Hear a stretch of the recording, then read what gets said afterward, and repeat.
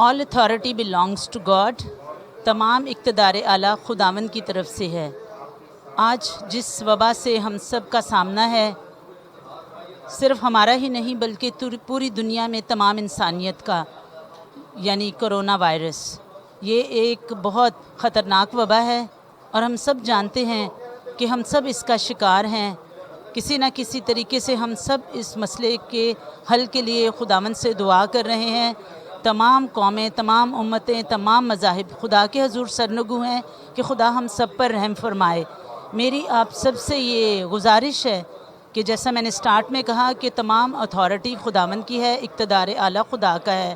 تو جو زمین پر اقتدار اعلیٰ ہیں، یعنی ہمارے سیاسی لیڈرز، ہمارے تمام صدور، تمام وزیر اعظم، ہمارے مذہبی رہنما، ان سب کی یہی پکار ہے کہ ہم اپنے آپ کو بچائیں.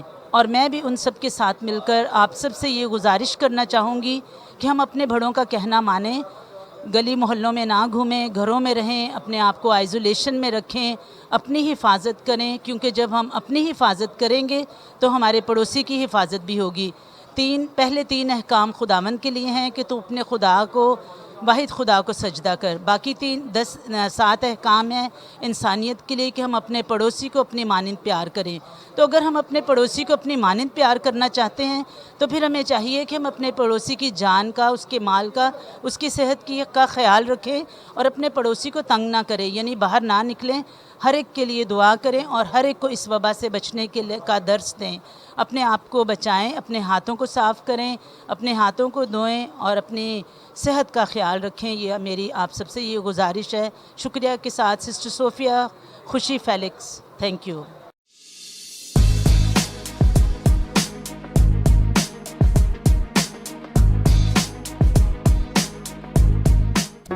Do not forget to like the video, subscribe PTL TV, and press the bell icon to receive notifications.